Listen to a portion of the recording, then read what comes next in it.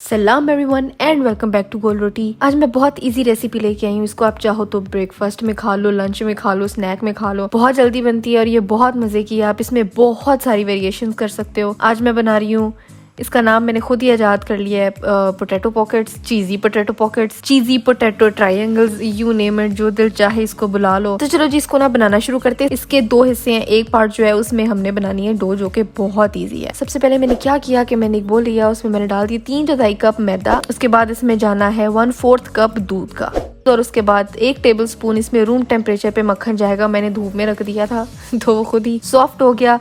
Hard मक्खन से ही काम नहीं होना इसका, बस ये करना है कि जी गूंद लेना है, दैट्स इट। इसको गूंद लेना है और ये डो इतने मजे की इलास्टिक डो बनती है, मतलब इतने में ही आपको ना एक्स्ट्रा पानी चाहिए ना एक्स्ट्रा मैदा चाहिए, बस इतनी क्वांटिटी से ये इसको आपने बस गूंदना है और ये बहुत बहुत अच्छी डो बनती है जी। हमारी जब डो तैयार हो जाए तो उसके बाद हम लेना है आलू।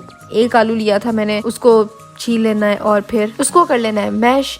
उसके बाद इसको क्रीमी बनाने के लिए इसमें मैंने डाल दिया 2 tablespoon mayonnaise. I know sounds weird, but चाहिए इसको क्रीमी करने के लिए। उसमें जाएगा नमक हस्बे जायका, काली मिर्च का पाउडर 1 टीस्पून और कुटी हुई लाल मिर्च आधा टीस्पून। अगेन इसमें जो मर्जी मसाले डाल दो, chaat masala, curry powder, whatever you have. आप चाहो तो रात के बचे हुए सालन में से चिकन निकाल के उसकी बोटियों के रेशे रेशे करके डाल दो, वो भी चलेंगे। मटर आलू के सालन में से मटर निकाल के डाल दो, वो भी चलेंगे। I mean you can do what ever you want, बहुत वेरिएशन हो सकती है।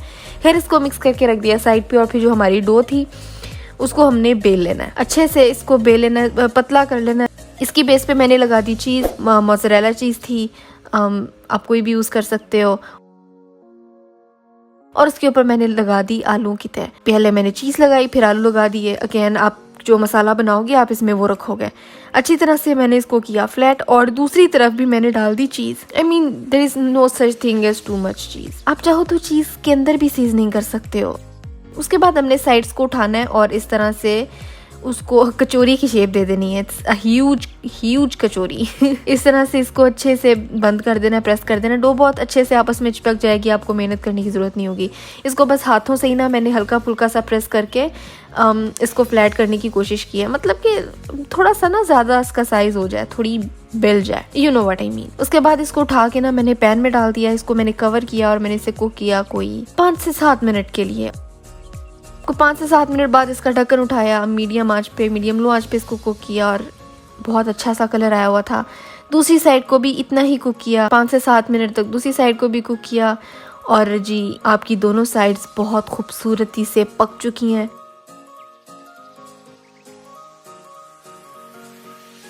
अब मेरा जो है ये थोड़ा ठंडा हो चुका था तो चीज़ मेल्ट हो के दोबारा से जम गई थी, तो वो चीज़ पुल नहीं आ सका। आपका आएगा क्योंकि आपने इसको फ़ौरन काटना है। सर्दियों में तो वैसे ही बहुत अच्छा लगेगा, चाय के साथ खाओ, सुबह नाश्ते में बना लो यार। आई मीन इसको बना के फ्रिज में रख दो और सुबह अगर आपको जल्दी है, आपको काम पे जाना है, इसको निकालो, माइक्रोवेव में गर्म करो और खाते हुए जाओ। और अगेन वेरिएशंस आप दुनिया जहान की कर सकते हो इसमें। ये बहुत मज़े का है, बहुत ईजी है, तो आपने ना इसको ज़रूर बनाना है और इसकी तस्वीर ना मुझे इंस्टाग्राम पे भेजनी ताकि मैं उसको अपनी स्टोरी पे लगा सकूँ।